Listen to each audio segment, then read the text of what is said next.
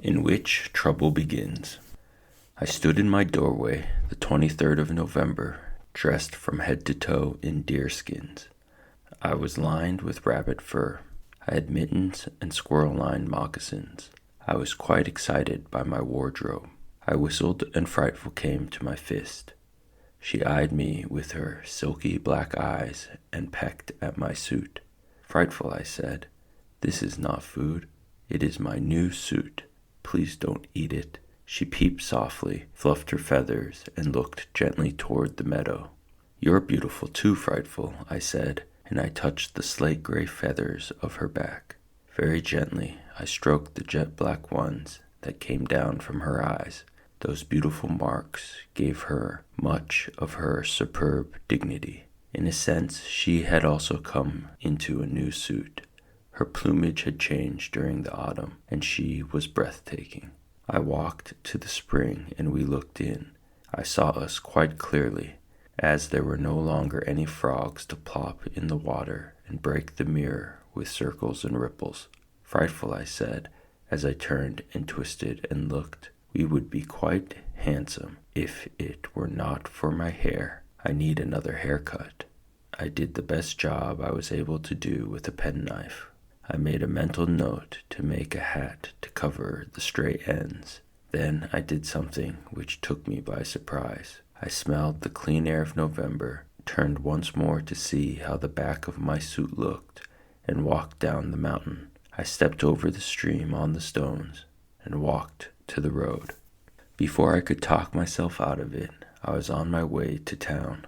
As I walked down the road, I kept pretending I was going to the library. But it was Sunday, and I knew the library was closed.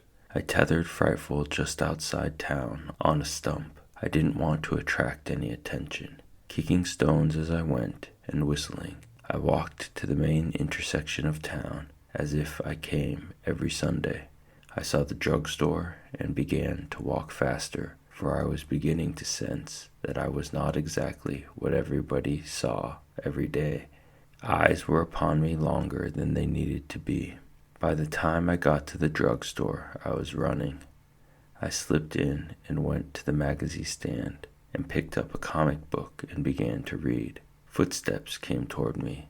Below the bottom pictures, I saw a pair of pants and saddle shoes. One shoe went tap-tap. The feet did a kind of hop step, and I watched them walk to the other side of me. Tap-tap-tap again. A hop step, and the shoes and pants circled me. Then came the voice. Well, if it isn't Daniel Boone. I looked into a face about the age of my own, but a little more puppyish, I thought. It had about the same coloring, brown eyes, brown hair, a bigger nose than mine, and more ears, but a very assured face. I said, well, I grinned, because it had been a long time since I'd seen a young man my age. The young man didn't answer. He simply took my sleeve between his fingers and examined it closely. Did you chew it yourself? He asked. I looked at the spot he was examining and said, well, no, I pounded it on a rock there, but I did have to chew it a bit around the neck. It stuck me. We looked at each other then. I wanted to say something, but I didn't know where to begin. He picked at my sleeve again. My kid brother has one that looks more real than that thing. What do you got that on for anyway? I looked at his clothes. He had on a nice pair of gray slacks, a white shirt open at the neck, and a leather jacket. As I looked at those things, I found my voice. Well, I'd rip anything like you have on all to pieces in about a week. He didn't answer. He walked around me again. Where did you say you came from? I didn't say, but I come from a farm up the way.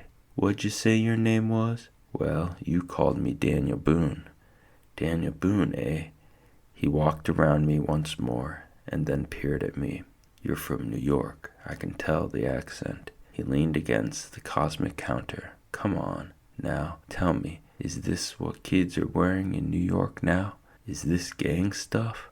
I'm hardly a member of a gang, I said. Are you? Out here? Nah, we bowl. The conversation went to bowling for a while.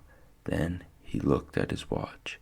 I gotta go. You sure are a sight, Boone. What you doing anyway? Playing cowboys and Indians? Come on up to the Gribbly farm and I'll show you what I'm doing. I'm doing research. Who knows when we're all going to be blown to bits and need to know how to smoke venison. Gee, you New York guys can sure double talk. What does that mean? Burn a block down? No, it means smoke venison, I said.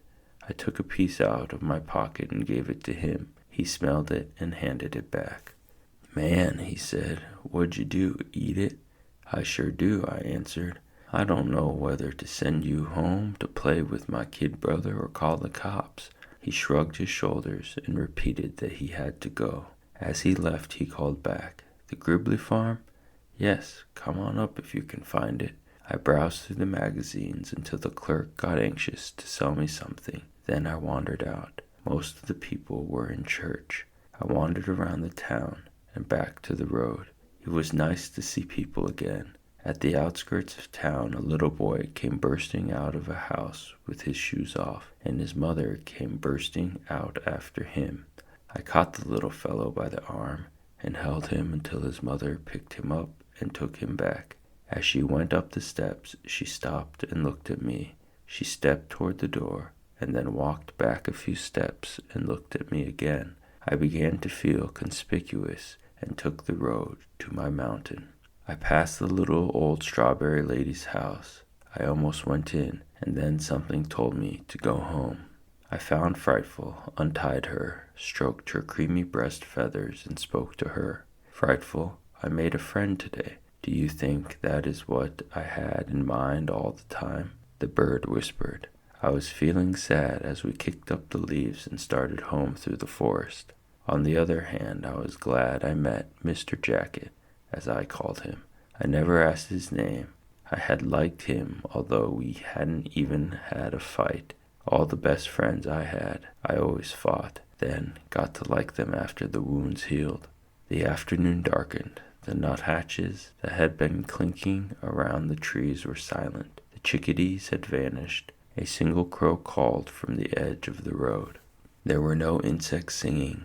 There were no catbirds or orioles or vireos or robins. Frightful, I said, it is winter.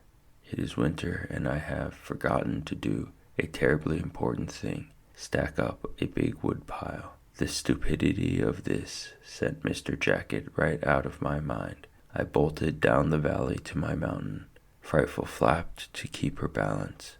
As I crossed the stones to my mountain trail, I said to that bird, sometimes I wonder if I will make it to spring.